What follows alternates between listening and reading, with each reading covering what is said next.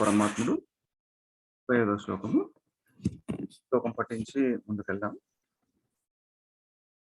భగవాన్ సర్వభూతేషు లక్షిత స్వాత్మనా హరిః దృశ్యై బుద్ధ్యాదిభిః ద్రష్టా లక్షణై అనుమాపకైః. तात्पर्य भाष्यम श्रील प्रभुपाद वारि जय श्री राधारमण लाल की जय, जगन्नाथ बलदेव सुभद्रा महारानी की जय, पंचतत्व की जय, कृष्ण बलराम की जय, गौरनिताय भगवान की जय, लड्डू गोपाल की जय, नरसिंह देव भगवान की जय, जगत गुरु श्रील प्रभुपाद की जय, श्रील श्रीपाद महाराज की जय, श्रील गुरुदेव की जय, समवेत भक्त बृंद की जय.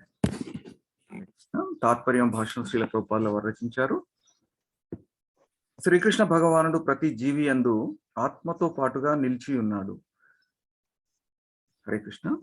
ओम अज्ञानतिमिरान्धस्य ज्ञानाञ्जनशलाकया चक्षुरुन्मीलितं येन तस्मै श्री गुरवे नमः. श्री चैतन्य मनोभीष्टं स्थापितं येन भूतले स्वयं भूत कदा मह्यं ददाति स्वपदान्तिकं. वन्देऽहं श्रीगुरो श्रीयुतपदकमलं श्रीगुरोन् वैष्णवांश श्रीरूपं साग्रजातं सहगण रघुनाथान्वितं तं सजीवं साद्वैतं सावधूतं परिजन सहितं कृष्ण चैतन्य देवं श्री राधा कृष्ण पादान् सहगण ललिता श्री विशाखान्वितांश. हे कृष्ण करुणा सिंधु दीनबंधो जगत्पते गोपेश गोपिका कांता राधा कांता नमोस्तुते. तप्त कांचन गौरांगी राधे वृंदावनेश्वरी वृषभानुसुते देवी प्रणमामि हरिप्रिये. वाञ्छाकल्पतरुभ्यश्च कृपा सिन्धुभ्य एव च पतितानां पावनेभ्यो वैष्णवेभ्यो नमो नमः. नमो विष्णुपादाय कृष्णप्रेष्ठाय भूतले श्रीमती भक्तिवेदांत स्वामिनिति नामिने. नमस्ते सरस्वती देवी गौरवाणी प्रचारिणे निर्विशेष शून्यवादी पाश्चात्यादेशकारिणे. जय श्री कृष्ण चैतन्य प्रभु नित्यानंद श्री अद्वैत गदाधर श्रीवासादि गौर भक्त वृंद. हरे कृष्ण कृष्ण कृष्ण हरे हरे हरे राम राम राम हरे हरे. जय श्री ग्रंथराज श्रीमद् भागवతం की जय. మన్నించాలి, శ్లోకాలు చదవకుండా ప్రారంభించినందుకు మన్నించండి. హరే కృష్ణ. తాత్పర్యం భాష్యం శ్రీల ప్రభుపాద వారు రచించారు. శ్రీకృష్ణ భగవానుడు ప్రతి జీవి యందు ఆత్మతో పాటుగా నిలిచి ఉన్నాడు. దర్శించుట మరియు బుద్ధి సహాయంను కొనుట వంటి మన కర్మల యందు ఈ విషయం అనుభూతమై పరికల్పితం కాగలదు. ఇక్కడ మన గురుదేవులు ఎన్నోసార్లు చెప్తున్నారు, దేవాది దేవుడైనటువంటి శ్రీకృష్ణ భగవానుడు పరమాత్మ రూపంలో ప్రతి జీవి యందు ఆత్మతో పాటుగా నిలిచి ఉన్నాడు. దానికి మనకు భగవద్గీతలో కూడా 15.15లో చెప్పడం జరిగింది. సాక్షాత్తు భగవానుడు చెప్పడం జరిగింది, సర్వస్య చాహం హృది సన్నివిష్టో మత్తః స్మృతిర్జ్ఞానమపోహనం చ వేదైశ్చ సర్వైరహమేవ వేద్యో వేదాంత కృద్వేద విదేవ చాహం. ప్రతి ఒక్కరి హృదయాల్లో నేను నివసిస్తూ ఉంటానని చెప్పి భగవంతుడు సాక్షాత్తు భగవంతుడు చెప్తున్నాడు. నా నుండే అంటే దేవాది దేవుడైనటువంటి శ్రీకృష్ణ భగవాన్ నుండే, పరమాత్మ రూపం నుండే మనకు స్మృతి, మరపు, జ్ఞానం ఆ మూడు నేనే కలిగిస్తుంటాను. సర్వ వేదాల సారాన్ని నేనే, వేదాల ద్వారా తెలియదగిన వాడిని నేనే, వేదాలన్నీ తెలిసిన వాడిని, వేదాంత కర్తను కూడా నేనే అని చెప్పి భగవానుడు మనకు భగవద్గీతలో బోధించున్నాడు. అట్లా అంటే ప్రతి జీవి యందు కూడా ఆత్మతో పాటుగా పరమాత్మ రూపంలో శ్రీకృష్ణ భగవానుడు నిలిచి ఉన్నాడు అని చెప్తా ఉన్నారు. ఇక్కడ కూడా దర్శించుట మరియు బుద్ధి సహాయంను కొనుట వంటి మన కర్మల యందు ఈ విషయము అనుభూతమై పరికల్పితం కాగలదు. అంటే మనము దర్శించడం వల్ల భగవంతుణ్ణి ఆ రూపంలో పరమాత్మ రూపంలో దర్శించడం వల్ల బుద్ధి సహాయంను కొనుట వంటి అంటే బుద్ధి సహాయంతో మనము భగవంతుణ్ణి పరమాత్మని మనం దర్శించగలుగుతాము అని చెప్తా ఉన్నారు ఇక్కడ. అంటే మనకు మన గురుదేవులు ఇచ్చినటువంటి ప్రవచనాల్లో మనం మరొకసారి గుర్తు తెచ్చుకుంటే మన యొక్క అంటే ఇంద్రియాలు, తర్వాత మన భౌతిక దేహం అనేది ఎలా ఉంటుందనేది ఒక రథంతో పోల్చారు. ఆ రథానికి గుర్రాలు ఇంద్రియాల వంటి అయితే పగ్గము ఇంద్రియాలని అంటే గుర్రాల్ని కంట్రోల్ చేసేటువంటి పగ్గము మనస్సుతో పోల్చబడింది. ఆ పగ్గాన్ని కంట్రోల్ చేసేటువంటి డ్రైవరు బుద్ధితో పోల్చబడ్డారు. ఆ బుద్ధి దాంట్లో ఉన్నటువంటి ఆ ఓనర్ యొక్క సూచనలు, సలహాలు, మార్గదర్శకంలో పనిచేసినట్టయితే, అంటే ఆ ప్రయాణికుడు ఎవరైతే రథానికి ఓనర్ ఉన్నాడో ఆ ఓనరు ఆత్మ. ఆత్మ ఎప్పుడు కూడా పరమాత్మ యొక్క ఇన్స్ట్రక్షన్సే ఫాలో అవుతుంది. అట్లా ఎప్పుడైతే ఆ ఓనర్ యొక్క రథం యొక్క ఓనర్ యొక్క సలహాలు, సూచనలు, మార్గదర్శకత్వంలో వెళ్ళినట్టయితే, అంటే ఆత్మ యొక్క మార్గదర్శకత్వంలో బుద్ధి పయనించాలి. అంటే ఆ ఓనర్ చెప్పినట్టు డ్రైవరు తీసుకెళ్ళాలి, రథాన్ని తీసుకెళ్ళాలి. ఆ డ్రైవరు పగ్గాలను కంట్రోల్ చేస్తూ ఉంటాడు. అంటే డ్రైవర్ ఏమో బుద్ధి మనస్సుని కంట్రోల్ చేస్తుంది, మనస్సు ఇంద్రియాల్ని కంట్రోల్ చేస్తాయి. అంటే ఎప్పుడైతే అంటే సన్మార్గంలో వెళ్ళాలంటే, ఆధ్యాత్మిక మార్గంలో వెళ్ళాలంటే ఆ రకమైనటువంటి హైరార్కీ ఫాలో కావాలని చెప్పి మనకు చెప్పడం జరిగింది. అంటే ఆత్మ చెప్పినట్టుగా బుద్ధి నడుచుకుంటే, బుద్ధి చెప్పినట్టుగా మనసు నడుచుకుంటే, మనస్సు చెప్పినట్టుగా ఇంద్రియాలు నడుచుకుంటే అప్పుడు సన్మార్గంలో, ఆధ్యాత్మిక మార్గంలో ముందుకెళ్ళగలుగుతాము.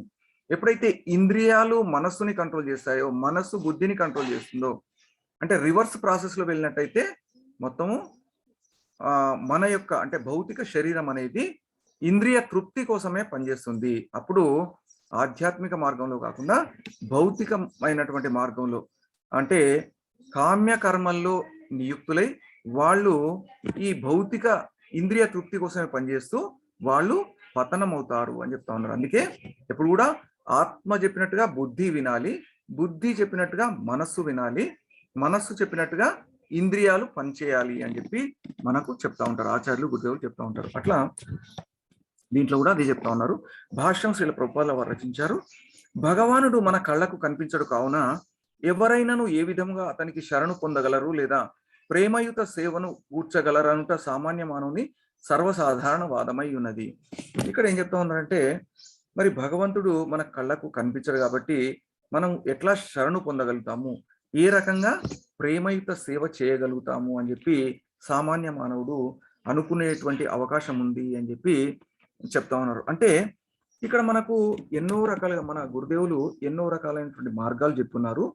ఆ మార్గాలన్నింటినీ కూడా మనం ఒక్కసారి గుర్తు తెచ్చుకుంటే మనకి ఏంటంటే, ఈ భౌతిక ప్రపంచంలో మనకు కనబడేటివన్నీ కూడా నిజంగా ఉన్నవి అనుకుంటాము, కనబడనివి అన్ని కూడా లేవు అని అనుకుంటాం. అంటే భౌతికమైనటువంటి చక్షులతో చూసినప్పుడు, భౌతికమైనటువంటి ఈ జ్ఞానంతో ఉపయోగించినప్పుడు మనం అన్ని కూడా ఆ రకంగా భావిస్తాము. కానీ మనం ఎప్పుడైతే మన భావనా శక్తితో, మన యొక్క భావనా శక్తితో అంటే బుద్ధిని ఉపయోగించినట్టయితే, మనం ఆ భావనా శక్తిని ఉపయోగించినట్టయితే మనము భగవంతుని యొక్క ప్రేమయుత సేవలో నియుక్తమై మనం భగవంతుని దర్శించగలము అని చెప్పి మనకు బ్రహ్మ సంహితలు కూడా చెప్తున్నారు. బ్రహ్మ సంహితలో ఏం చెప్పారంటే, ప్రేమాంజన చురిత భక్తి విలోచనేన సంత సదైవ హృదయేషు విలోకయంతి యం శ్యామ సుందరం అచింత్య గుణస్వరూపం గోవిందం ఆది పురుషం తమహం భజామి.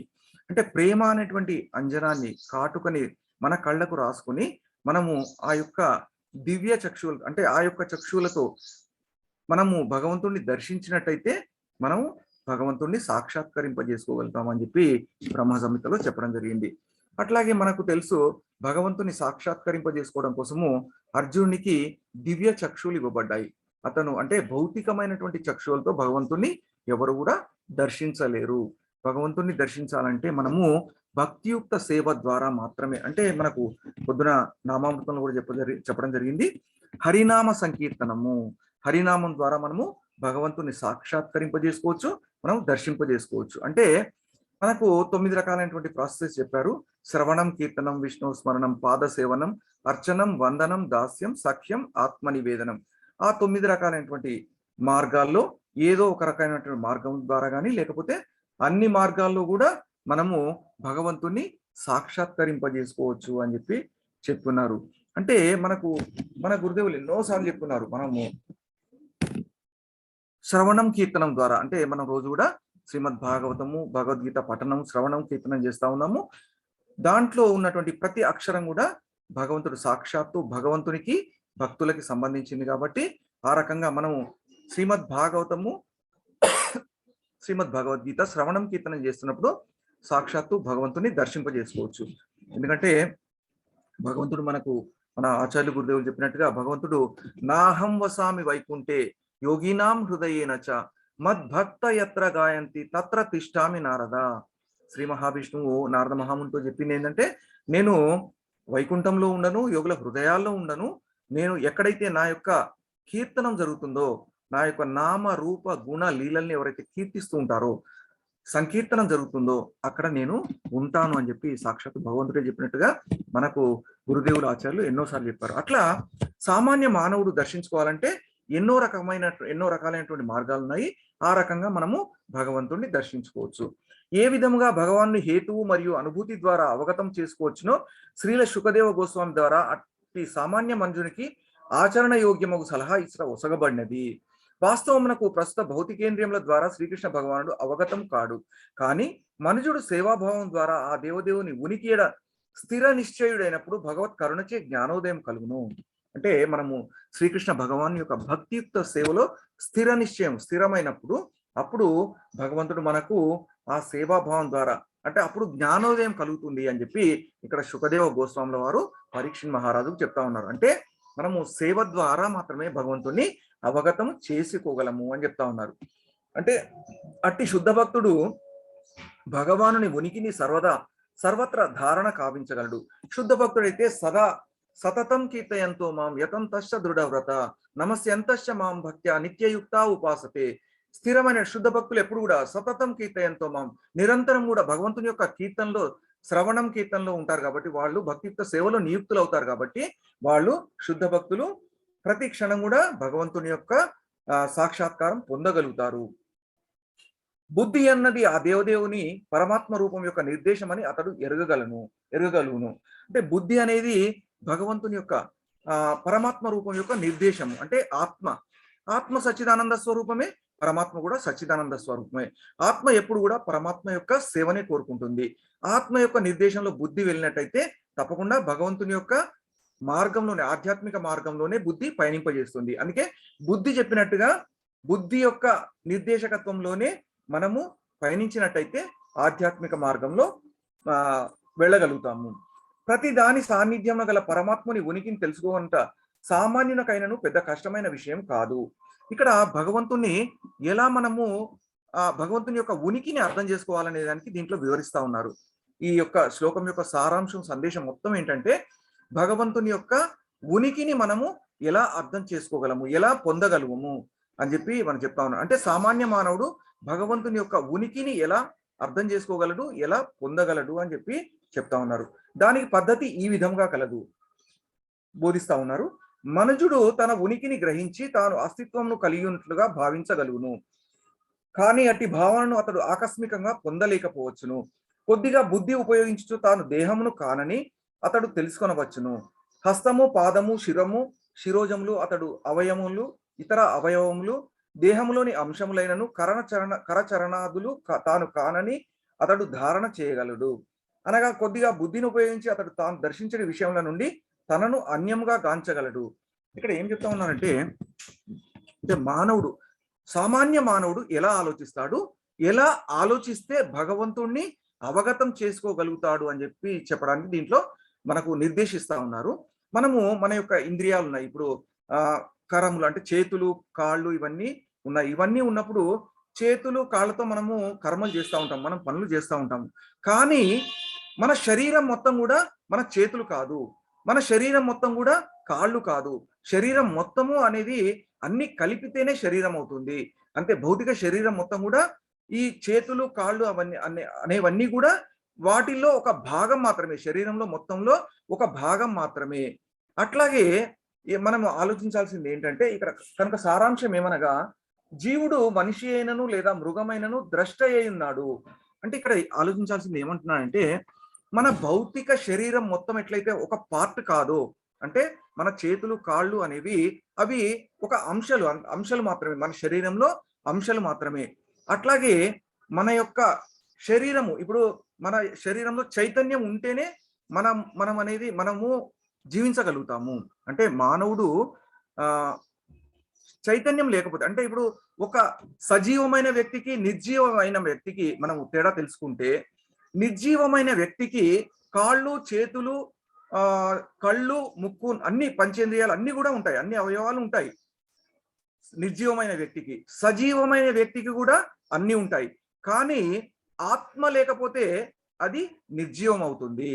అంటే ఎప్పుడైతే అన్ని కలిగి ఉన్నప్పటికీ కూడా ఆత్మ లేకపోతే ఆ యొక్క చైతన్యం లేదు, మనిషికి చైతన్యం లేదు. అదే సజీవమైన వ్యక్తికి నిర్జీవమైన వ్యక్తికి తేడా. అంటే మనం ఇక్కడ గ్రహించాల్సింది ఏంటంటే, మనకు సుఖదేవ్ గోస్వాములు చాలా క్లియర్ గా ఏం చెప్తున్నారంటే, ఆత్మ అనేది ఉంటేనే మనిషికి చైతన్యం ఉంటుంది, ఆత్మ లేకపోతే మనిషికి చైతన్యం ఉండదు. అంటే ఆత్మ అనేది వేరు, భౌతికమైనటువంటి శరీరం అనేది వేరు అనేది మనము గ్రహించాల్సి ఉంటుంది అని చెప్పి చెప్తా ఉన్నారు. అంటే మన యొక్క శరీరంలో ఇవి ఏంటి, చేతులు, కాళ్ళు, ఇవన్నీ ఎలాగైతే పార్ట్స్ ఉన్నాయో అట్లాగే ఆత్మ కూడా పరమాత్మ యొక్క అంశ. మనము పరమాత్మ యొక్క అంశలం, మనమందరం కూడా పరమాత్మ అంశలము అని చెప్తా ఉన్నారు. ఎప్పుడైతే మన ఆత్మ అనేది మన శరీరంలో లేదో ఆ శరీరం అనేది నిర్జీవం అయిపోతుంది. అట్లాగే మనము అందుకనే మన ఈ చేతులు, కాళ్ళు, ఇవన్నీ కూడా మన భౌతిక శరీరంలో అంశాలు ఎట్లాగా అయితాయో మన ఆత్మ కూడా భగవంతుని యొక్క అంశ మాత్రమే. అంటే భగవంతుని యొక్క అంశలం అందరం కలిపి మనం అందరం కూడా భగవంతుని యొక్క అంశలం ఎట్లా అవుతామో అట్లాగే మన చేతులు, కాళ్ళు కూడా మన భౌతిక శరీరంలో ఒక పార్ట్, అట్లా గుర్తుంచుకోవాలి. అట్లాగే పరమాత్మ అనేదే మొత్తము టోటల్ రూపం, అంటే సంపూర్ణమైనటువంటి రూపము పరమాత్మ. ఆ పరమాత్మలో మన ఆత్మలన్నీ కూడా అంశాలు. అట్లాగే మన భౌతిక శరీరంలో కూడా మన కాళ్ళు, చేతులు కూడా అవన్నీ కూడా అంశాలు అని చెప్పి ఇక్కడ చెప్తా ఉన్నారు. అందుకే తనకు పరముగానున్న విషయంలో సాధారణ దృష్టి ద్వారా గాంచగలిగిన జీవుడు దర్శించుటకు లేదా చరించుటకు స్వతంత్రతను కలిగి లేడని కొద్దిపాటి బుద్ధిని ఉపయోగించి మనము శీఘ్రమే అవగతం చేసుకొనవచ్చును. అంటే ఇక్కడ ఏం చెప్తా ఉన్నారంటే, ఇక్కడ చేతులు, కాళ్ళు అనేది స్వతంత్రంగా పనిచేయలేవు.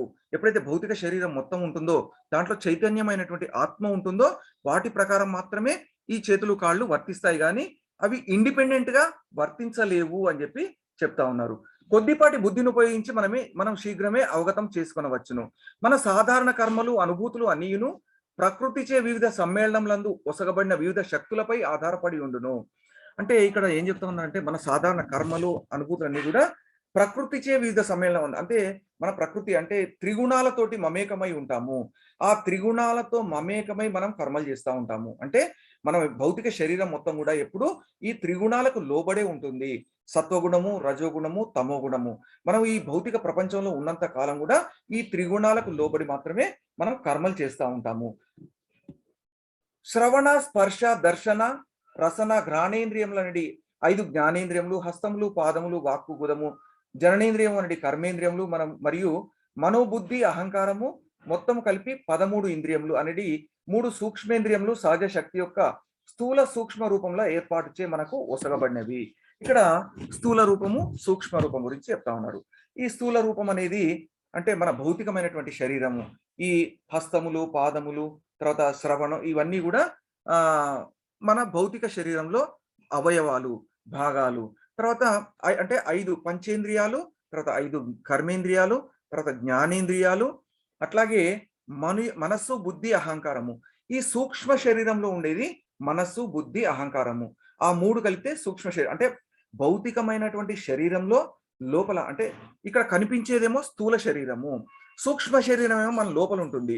ఆ సూక్ష్మ శరీరంలో మనస్సు, బుద్ధి, అహంకారం ఉంటుంది. ఆత్మతో పాటు మనస్సు, బుద్ధి, అహంకారం ఉండేదాన్ని సూక్ష్మ శరీరం అంటాము. అంటే మనం ఎప్పుడైతే భౌతికమైనటువంటి శరీరాన్ని ఈ ఆత్మ వదిలిపెడుతుందో ఆత్మ ఏం చేస్తుందంటే మనస్సు, బుద్ధి, అహంకారం అంటే ఆ సూక్ష్మ శరీరంతో పాటు వెళ్ళిపోతుంది. వెళ్ళిపోయి మళ్ళీ ఇంకో జన్మ తీసుకుంటుంది. ఆ జన్మలో ఈ సూక్ష్మ శరీరంలో ఏదైతే ప్రోగ్రామ్ డిఫైన్ చేయబడిందో, అంటే ఈ జన్మలో చేసినటువంటి మనము మంచి చెడులన్నీ కూడా దాంట్లో రికార్డ్ చేయబడతాయి ఆ సూక్ష్మ శరీరంలో. ఆ సూక్ష్మ శరీరం వేరే శరీరం తీసుకున్నప్పుడు, నెక్స్ట్ జన్మలో ఇంకో జన్మ తీసుకున్నప్పుడు ఆ కర్మల ప్రకారమే ఈ జన్మలో ఏవైతే మనం కర్మలు ఉనరించామో, పాప పుణ్య కర్మలు చేసిన దాని ప్రకారము, ఆ కర్మల ప్రకారమే ఆ జీవితం గడుస్తూ ఉంటుంది. అందుకే ఏమంటారంటే ఆధ్యాత్మిక భావనలో ఉన్నట్టయితే, ఆధ్యాత్మిక ప్రగతి సాధించినట్టయితే ఈ జన్మలో మళ్ళీ నెక్స్ట్ జన్మలో ఏమవుతుందంటే అక్కడి నుంచి నెక్స్ట్ పాయింట్ నుంచి స్టార్ట్ అవుతుంది.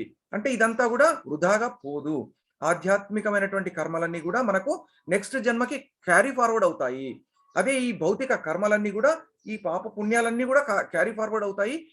కానీ మనం కర్మ ఫలాల్ని అనుభవించాల్సి ఉంటుంది. ఆధ్యాత్మిక ప్రగతికి మాత్రము ఈ ఆధ్యాత్మిక కర్మలే ఆధారము అని చెప్పి మన గురుదేవులు ఎన్నోసార్లు చెప్తున్నారు. అట్లా ఈ యొక్క సూక్ష్మ శరీరము, స్థూల శరీరం గురించి చెప్పున్నారు. అంతేగాక మన భావనా ధ్యేయంలో సహజ శక్తి యొక్క అంతులేని రూపంలో ఫలములే అని స్పష్టపరపబడి ఉన్నది. సాధారణ జీవుడు స్వతంత్రమైన భావనా శక్తిని గాని చలన శక్తిని గాని కలిగి ఉండడని ఈ విషయం సారాంశంగా నిరూపించడం కారణంన మరియు ప్రకృత శక్తిచే మనం అస్తిత్వం బంధితమైనదని మనము అసంశయముగా భావించుట చేతను ద్రష్ట అయిన వాడు ఆత్మయనియు ఇంద్రియము మరియు భావనా ధ్యేయములు భౌతికములనియు మనము నిర్ధారింపవచ్చును. ఇక్కడ ఏం చెప్తా ఉన్నారంటే, మనం స్థూల శరీరంతో, మన భౌతిక శరీరంతో చేసేటివన్నీ కూడా భౌతికమైనటువంటి కర్మలు. మన ఆత్మ ఎప్పుడైతే మన ఆత్మ చెప్పినట్టు మనం వర్తించినట్టయితే అవన్నీ కూడా ఆధ్యాత్మిక కర్మలు అని చెప్తా ఉన్నారు. ఆధ్యాత్మిక కర్మలు అంటే భగవంతుడు అంటే ఆత్మ ఎప్పుడు కూడా పరమాత్మ సేవనే కోరుకుంటుంది. ఆ ఆత్మ చెప్పినట్టు బుద్ధి నడుచుకుంటే, బుద్ధి చెప్పినట్టు మనస్సు, మనస్సు చెప్పినట్టు ఇంద్రియాలు నడుచుకుంటే అప్పుడు మనము ఆధ్యాత్మిక కర్మలు చేయగలుగుతాము.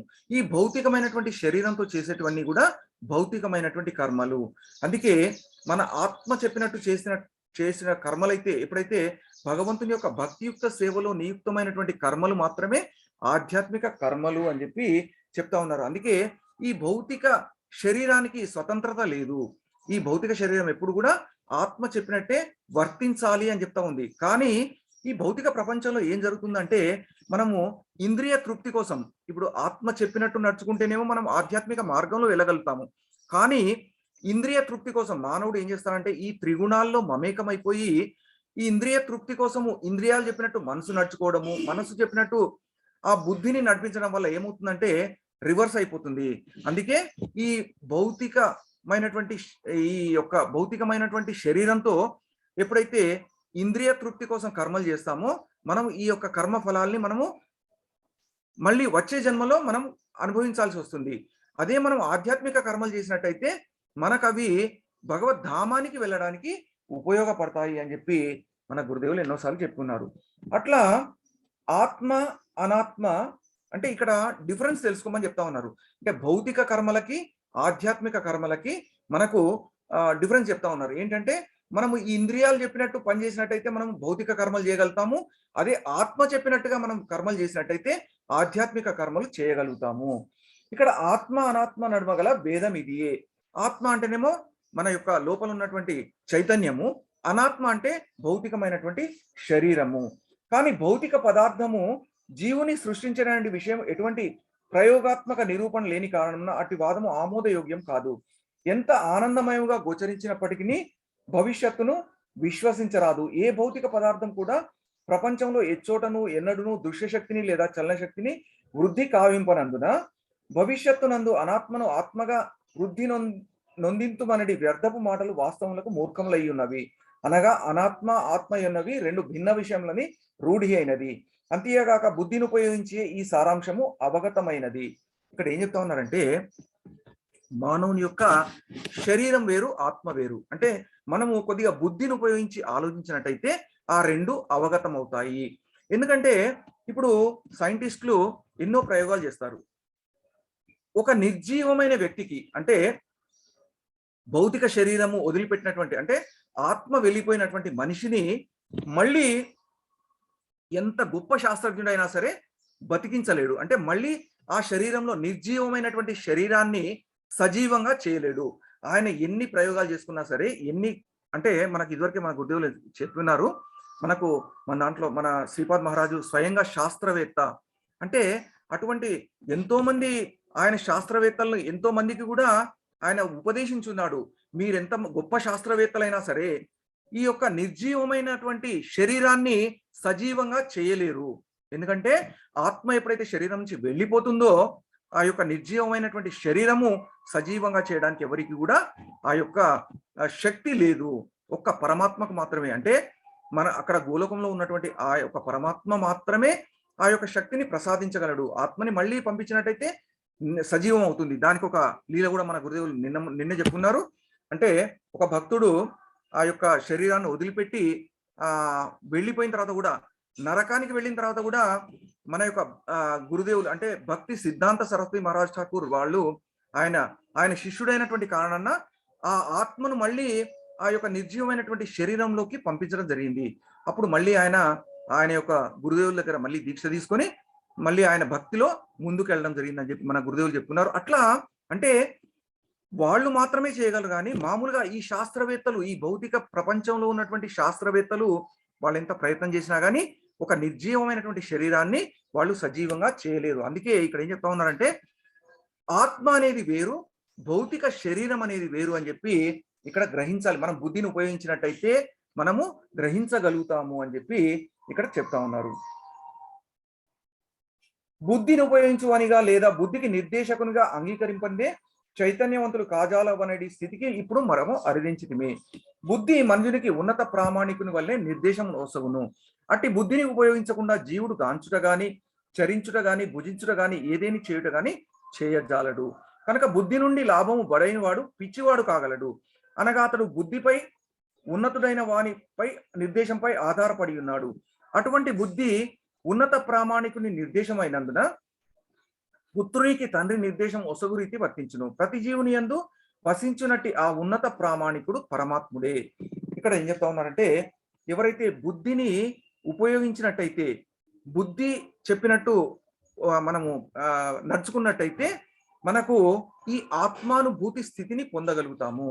ఎందుకంటే మనం ఎప్పుడు కూడా మన భౌతిక జీవితంలో తండ్రి కొడుకులు ఉన్నట్టయితే, తండ్రి చెప్పినట్టు కొడుకు నడుచుకున్నట్టయితే సన్మార్గంలో నడుచుకోగలుగుతాడు.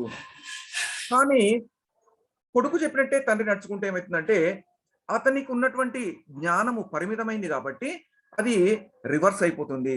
అట్లాగే బుద్ధి ఎప్పుడైతే బుద్ధి చెప్పినట్టుగా మనస్సు చెప్పినట్టుగా ఇంద్రియాలు నడుచుకుంటే అది సన్మార్గంలో నడుస్తాయి. ఎందుకంటే బుద్ధి ఎప్పుడు కూడా ఆత్మనే అనుసరిస్తుంది, ఆత్మ ఎప్పుడు కూడా పరమాత్మను అనుసరిస్తుంది, పరమాత్మ నిర్దేశానుసారమే ఆత్మ వర్తిస్తుంది. ఎందుకంటే రెండు కూడా సచ్చిదానంద స్వరూపాలు. ఆత్మ చెప్పినట్టు బుద్ధి నడుచుకుంటుంది కాబట్టి బుద్ధి చెప్పినట్టే మిగతా ఇవన్నీ కూడా నడుచుకుంటే మనము సన్మార్గంలో నడుచుకుంటాము. ఆ ఉన్నత ప్రామాణికుడు పరమాత్ముడే అంటున్నారు ఇక్కడ. అంటే ఇక్కడ ఆత్మ చెప్పినట్టు నడుచుకోవాలంటే మనము పరమాత్మ యొక్క అంటే ఉన్నతమైనటువంటి ప్రామాణికుడి యొక్క ఆదేశాలను పాటించినట్టయితే మనము ఆధ్యాత్మిక మార్గంలో నడుచుకోగలుగుతాం అని చెప్తా ఉన్నారు. ఇక్కడ మనకు పరమాత్ముడు కూడా కనిపించడు. పరమాత్ముడు ఎక్కడ కనిపించడు కాబట్టి పరమాత్మ ప్రతినిధి అయినటువంటి మనకు ఆధ్యాత్మిక ఆచార్యుల రూపంలో మనకు పరమాత్ములు ఉన్నారు. ఇప్పుడు పరమాత్మ ఏంటంటే మనకు మన యొక్క గురు శిష్య పరంపరలో వచ్చినటువంటి ఆధ్యాత్మిక ఆచార్యులు వారి యొక్క ఆదేశాలను, వారి యొక్క ఉపదేశాలను పాటించినట్టయితే మనము సాక్షాత్తు ఆ భగవంతుని యొక్క ఆదేశాలను పాటించినట్టే అవుతుంది. అట్లా ఆ రకమైనటువంటి ఆదేశాలను పాటించి ముందుకెళ్ళినట్టయితే మనము సన్మార్గంలో ఆధ్యాత్మిక మార్గంలో ముందుకు వెళ్ళగలుగుతాము. అందుకే భగవద్గీతలో కూడా చెప్పారు, తద్విద్ది ప్రణిపాతేన పరిప్రశ్నేన సేవయ ఉపదేక్షంతి తే జ్ఞానం జ్ఞాని నస్తత్వ దర్శిన. అంటే ఆత్మదర్శులు తత్వాన్ని ఎరిగిన వారు కాబట్టి మనకు వారు జ్ఞానాన్ని ఉపదేశిస్తారు. అందుకే మనము గురువు యొక్క సేవ చేసి వారి దగ్గర జ్ఞానాన్ని పొందాలి అని చెప్పి మనకు చెప్తున్నారు. మన అన్వేషణలో ఇచ్చట ఈ క్రింది ఒక ప్రశ్నను మనము చర్చనీయాంశంగా తీసుకొనవచ్చును. అది ఏమనగా, మన భావనలు కర్మలు అన్నీ భౌతిక ప్రకృతిచే బద్ధమైనవిగా ఒకవైపు అనుభూతం ఉనర్చుకొంచే మరియు నేను భావించుచున్నాను లేదా నేను చేయుచున్నాను అని మనం పలుకుచుందము. అనగా ఆత్మను దేహముగా భావించిన కారణమున మన జ్ఞానేంద్రియములు కర్మేంద్రియములు చరించుచున్నవనియు మరియు ఉన్నతమగు పరమాత్మ తత్వమును మన కోరికను అనుసరించి నిర్దేశించుచు సమస్తమును ఒసగుచున్నదనియు మనం పలకవచ్చును. కనుక బుద్ధి రూపమున పరమాత్మని నిర్దేశపు లాభమును కొని నేను ఈ దేహమును కాను అనేది సారాంశంను మనము అధ్యయనము కావించుటయో లేదా ఆచరణలో పెట్టుటయో కావించవచ్చును. ఇక్కడ ఏం చెప్తా ఉన్నారంటే అదే మళ్ళీ చెప్తా ఉన్నారు. అంటే మన భౌతిక భావనలు కర్మలు అన్ని కూడా ఈ యొక్క భౌతిక ప్రకృతిచే నియంత్రించబడతాయి. ఎందుకంటే మనం ఎప్పుడైతే ఈ భౌతిక ప్రపంచంలో జన్మించామో త్రిగుణాలకు లోబడే వర్తిస్తాము. అంటే ఈ త్రిగుణాలన్నీ కూడా మనకు మన గురుదేవులు ఎన్నోసార్లు చెప్తున్నారు.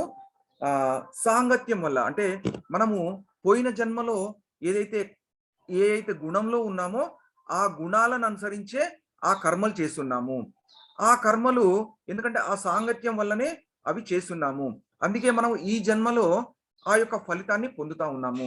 కనీసం మనము నెక్స్ట్ జన్మలో మంచి ఫలితాల్ని పొందాలి. ఇంతకంటే ఉన్నతమైనటువంటి స్థితిని పొందాలంటే మనము ఇప్పుడు ఇక్కడ ఇక్కడ ఈ త్రిగుణాల్లో ఉన్నప్పటికీ మనం సాధు సాంగత్యము తీసుకున్నట్టయితే, సాధు సాంగత్యంలో వర్తించినట్టయితే మనము భగవంతుని మనము గురుదేవుల యొక్క ప్రామాణిక ఆధ్యాత్మిక ఆచార్య యొక్క సాంగత్యంలో మనము వారి యొక్క ఉపదేశంతో కర్మలు చేసినట్టయితే మనము నెక్స్ట్ జన్మలోనైనా మళ్ళీ మంచి స్థితిని పొందగలుగుతాము అని చెప్పి మనకు చెప్తా ఉన్నారు. అందుకే మనము ఎప్పుడు కూడా ఈ దేహం కాదు, మనము ఆత్మస్వరూపులము, అంటే ఆత్మానుభూతి మార్గంలో వెళ్ళాల్సి ఉంటుంది అని చెప్పి చెప్తా ఉన్నారు.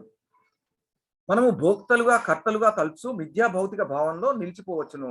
మన కోరికను అజ్ఞానపు భౌతిక మిథ్యా భావన వైపునకు మళ్లించుట యందు లేదా నిజమైన ఆధ్యాత్మిక భావన వైపునకు మరచుట యందు మనకు స్వతంత్రత కలదు. మనకేంటంటే ఇండిపెండెన్స్ ఉంది. మనకు మన భౌతిక శరీరం ఈ ప్రపంచంలో మనకు జన్మించినప్పుడు మనకు 2 రకాలైనటువంటి మనకు ఇండిపెండెన్స్ ఇచ్చారు, మనకు లిబర్టీ ఇచ్చారు భగవంతుడు. మీ ఇష్టం, మీరు ఏదైనా చేయొచ్చు. అంటే భౌతికమైనటువంటి మార్గంలో పయనించవచ్చు, ఆధ్యాత్మిక మార్గంలో పయనించవచ్చు. భౌతిక మార్గం అంటే మనకు ఇంద్రియ తృప్తి కోసం చేసేటువంటి కర్మల ద్వారా చేసేటువంటి పనులు భౌతిక మార్గము. ఆధ్యాత్మికమైన అంటే మన యొక్క ఇంద్రియాల్ని భగవంతుని యొక్క సేవలో నియుక్తం చేసినట్టయితే మనము ఆధ్యాత్మిక మార్గంలో వెళ్ళగలుగుతాం. ఎందుకంటే ఇక్కడ భోక్తలు అంటే మనం భోక్తలు అనుకుంటే కనుక మనం ఎప్పుడు కూడా భౌతికమైనటువంటి కామ్య కర్మలు చేసేటువంటి అవకాశం ఉంది. మనము భగవంతుని భోక్తగా గుర్తించినట్టయితే, ఎందుకంటే భగవద్గీతలో మనకు చెప్తున్నారు 5.29లో భోక్తారం యజ్ఞ తపసాం సర్వలోక మహేశ్వరం సుహృదం సర్వభూతానాం జ్ఞాత్వా మాం శాంతి మృచ్చతి. భగవంతుడు అంటే అన్ని యజ్ఞములకు అన్ని తపోనియములు కూడా చరమ భోక్త శ్రీకృష్ణ భగవానుడే. సర్వలోకములకి సర్వజీవులకి అందరూ దేవతలకు కూడా ఆయనే అధినేత. దేవాది దేవుడు శ్రీకృష్ణ భగవానుడే అధినేత. ఎప్పుడైతే అది గుర్తిస్తామో మనం అది గుర్తించి మన కర్మల్ని మనం చేస్తామో అప్పుడు మనము పరమ శాంతిని పొందగలుగుతాము అని చెప్పి మనకు భగవద్గీతలో చెప్పడం జరిగింది.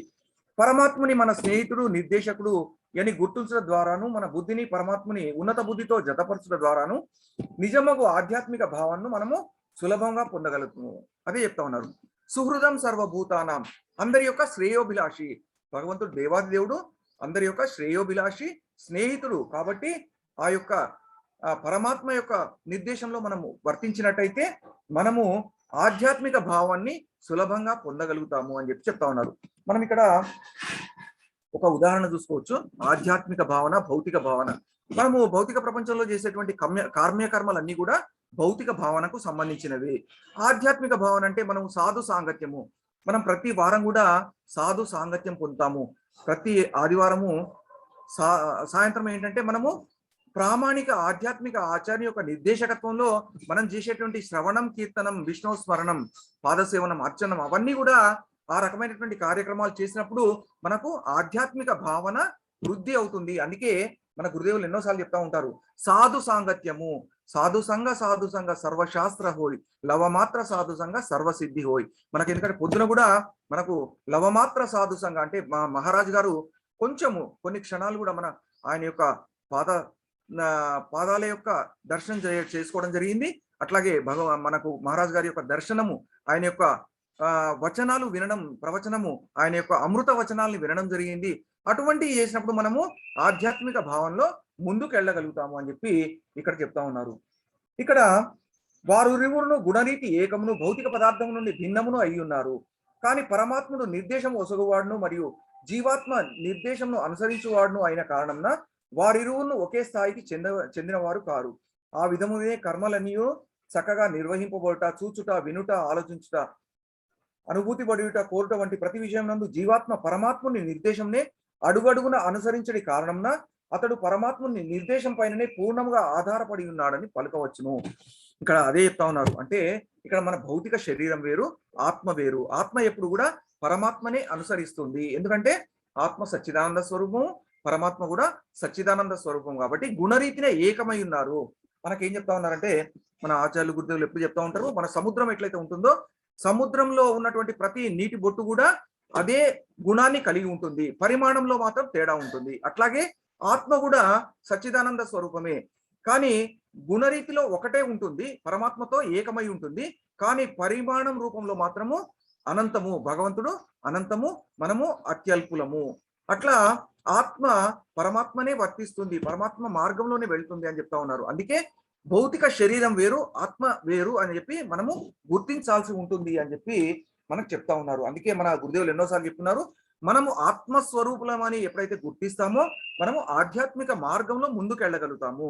మనం భౌతిక శరీరాలమని గుర్తించిన ఎంతకాలం కూడా మనం కామ్య కర్మలలో నియుక్తమై మనము ఈ యొక్క భౌతిక ప్రపంచంలోనే ఈ కర్మ ఫలాల్ని అనుభవిస్తూ ఉండాల్సి ఉంటుంది అని చెప్తా ఉన్నారు. అందుకే ఈ 4 క్లేశాలు, త్రివిధ తాపాలు అనుభవించకుండా ఉండాలంటే, మనము పునరపి జననం పునరపి మరణం అవన్నీ పొందకుండా ఉండాలంటే మనం ఆధ్యాత్మిక మార్గంలో ముందుకు వెళ్లాల్సి ఉంటుంది అని చెప్పి మన గురుదేవులు ఎన్నోసార్లు చెప్తున్నారు.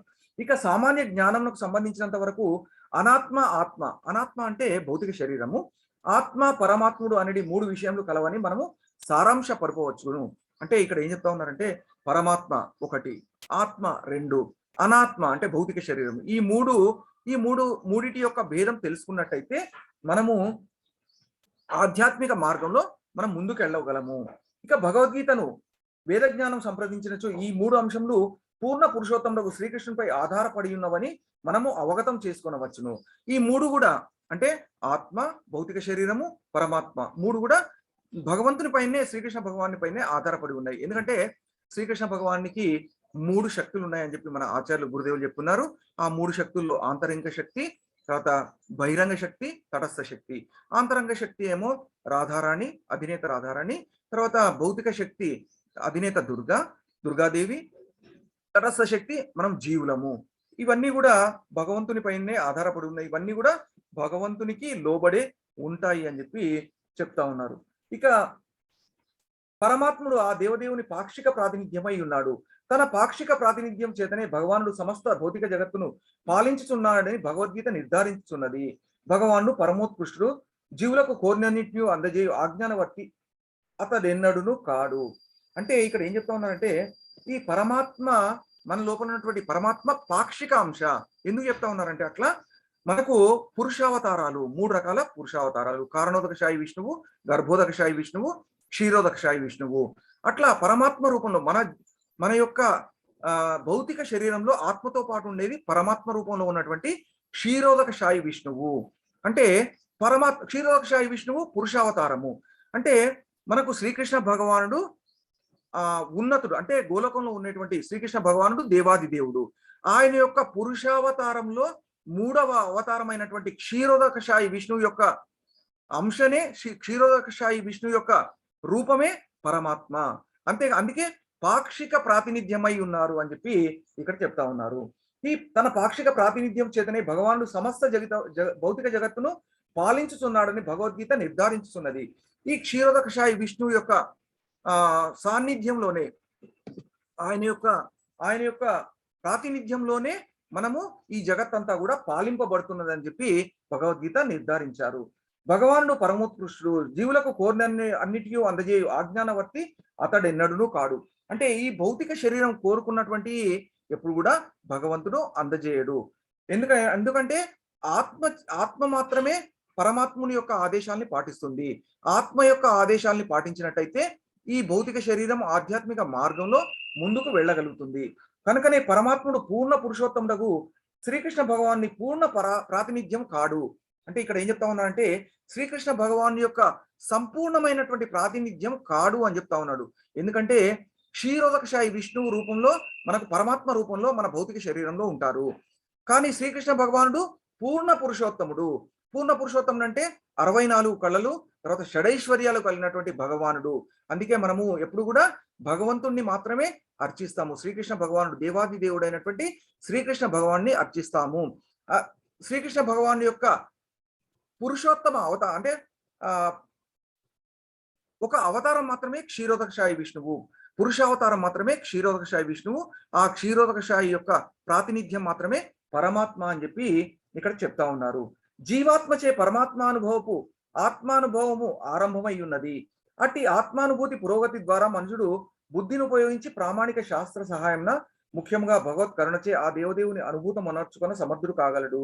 భగవద్గీత దేవదేవుడకు శ్రీకృష్ణుని ప్రాథమిక ధారణం కాగా శ్రీమద్ భాగవతము భగవద్ విజ్ఞానపు ఉన్నత వివరణమై ఉన్నది. ఇక్కడ ఏం చెప్తా ఉన్నారంటే మనుషుడు బుద్ధి ద్వారా ఆత్మను అర్థం చేసుకోగలుగుతాడు.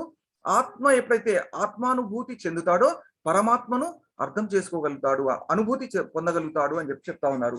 అందుకే శ్రీమద్ భగవద్గీత అనేది మనకు మన గురుదేవుడు చెప్పినట్టుగా గ్రాడ్యుయేషన్ అయితే ఈ భాగవతము పోస్ట్ గ్రాడ్యుయేషన్ అంటారు. మన గురుదేవులు ఎన్నోసార్లు చెప్తా ఉంటారు.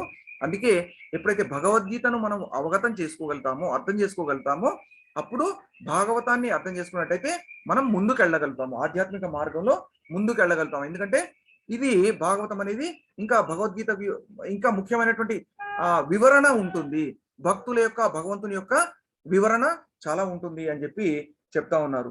అందుకే ఇక్కడ ఏం చెప్తా ఉన్నారంటే శరీరము అనేటువంటి వృక్షం పైన ఆత్మ పరమాత్మ రెండు కూడా ఉంటాయి. ఒక వృక్షం మీద ఆత్మ అనుభవిస్తున్నటువంటి ఆ ఫలాలను తింటున్నటువంటి వాటిని పరమాత్మ ఎట్లా అయితే వీక్షిస్తూ ఉంటాడు అంటే మనం చేస్తున్నటువంటి కర్మలన్నింటినీ కూడా భగవంతుడు ఎప్పుడు కూడా పరమాత్మ రూపంలో వీక్షిస్తూ ఉంటాడు. అట్లా వీక్షిస్తున్నప్పుడు మనము ఎప్పుడైతే మనం భగవంతుని యొక్క కరుణ కోసం అర్థించినట్టయితే మనము ఆధ్యాత్మిక మార్గంలో మనము ఆ యొక్క కర్మలు చేయగలుగుతాము అని చెప్తా ఉన్నారు. అంతటా కరుణకై అర్థించినచో వేదములందరి సారాంశం నిక్కముగా మనకు సుస్పష్టం కాగలదు, వేదములు సారాంశం మొత్తం కూడా మనకు అర్థం కాగలదు అని చెప్తా ఉన్నారు. అంతటా దేవదేవుడు వాసుదేవుని అనుభూతం ఉండొచ్చుకోవడంలో ఎట్టి కష్టం ఉండదు. అప్పుడు వాసుదేవుని అర్థం చేసుకోవడంలో మనకు ఎటువంటి కష్టం ఉండదని చెప్తా ఉన్నారు. భగవద్గీత యందు నిర్ధారింపబడినట్టు బుద్ధిమంతుడు వాడు పలు జన్మల యందు అట్టి బుద్ధిని ఉపయోగించిన పిదప వాసుదేవుని చరణ కమలములకు శరణాగతుడగును. ఇక్కడ 7.19 ఏం చెప్పారంటే బహూనాం జన్మ నామంతే జ్ఞానవాన్మాం ప్రపద్యతే వాసుదేవ సర్వమితి సమహాత్మా సుదుర్లభ. ఏంటంటే తాత్పర్యం శ్రీల ప్రభుపాదుల వారు రచించారు. మానవుడు అంటే బుద్ధిమంతుడైన వాడు అంటే బుద్ధిమంతుడైన వాడు పెక్కు జనన మరణంల పిమ్మట భగవంతుణ్ణి అవగతం అర్థం చేసుకోగలుగుతాడు. అటువంటి మహాత్ములు అతి అరుదు అని చెప్పి మనకు భగవద్గీతలో బోధించున్నారు. అంటే ఈ యొక్క భగవంతుణ్ణి అర్థం చేసుకోవాలంటే కొందరేమో అంటే ప్రామాణిక ఆధ్యాత్మిక ఆచార్య యొక్క ఆదేశాలను ఉపదేశాలను పాటించిన వాళ్ళు ఒకే జన్మలో అర్థం చేసుకుని ముందుకెళ్ళి గోలోకం వెళ్ళగలుగుతారు. ఎవరైతే ఈ కామ్యకర్మల్లో నియుక్తులై గురువుని ఎవరైతే పాటించిన వాళ్ళు ఉంటారో వాళ్ళు పెక్కు జనన మరణంలో చాలా యొక్క జన్మలు పొంది జననము మరణము పొందిన తర్వాత చివరకు భగవంతుడే కారణుడని అర్థం చేసుకుంటారు. అప్పుడు వాళ్ళు ఆధ్యాత్మిక ప్రపంచాన్ని చేరుకోగలుగుతారు అని చెప్తారు. అందుకే మనకు గురుదేవులు ఎన్నోసార్లు చెప్తున్నారు, వాసుదేవ పరావేద, వాసుదేవ పరామఖ, వాసుదేవ పరాయోగ, వాసుదేవ పరాక్రియ, వాసుదేవ పరం జ్ఞానం, వాసుదేవ పరం తపః, వాసుదేవ పరో ధర్మో, వాసుదేవ పరాగతి. ఈ విషయాలు ఎవరైతే అంటే వాసుదేవుడే అన్ని కారణాల కారణుడు, సర్వకారణ కారణుడు. బ్రహ్మ సంహితలో చెప్పినట్టుగా ఈశ్వర పరమకృష్ణ సచ్చిదానంద విగ్రహ అనాదిరాది గోవింద సర్వకారణ కారణం. ఎవరైతే అది అర్థం చేసుకోగలుగుతారో వాళ్ళు ఆధ్యాత్మిక మార్గంలో వెళ్ళి వాళ్ళు భగవంతుని యొక్క పాద పద్మాన్ని చేరుకోగలుగుతారని చెప్పి ఈ శ్లోకంలో చెప్తా ఉన్నారు. జయ శ్రీ శ్రీ గ్రంథరాజ్ శ్రీమద్ భాగవతం కి జయ. నాకు ఎలాంటి అర్హత లేకపోయినా గురుదేవులు ఇచ్చినటువంటి ఆదేశానుసారము వారు ఇచ్చినటువంటి సేవగా భావించి 4 వాక్యాలు చెప్పడం జరిగింది. ఏమైనా తప్పులుంటే మన్నించాలని చెప్పి సవినయంగా సహృదయంతో నేను వేడుకుంటా ఉన్నాను. హరే కృష్ణ. పొందాలనుకున్నచో శ్రీకృష్ణునికి మనకు పుత్రుడు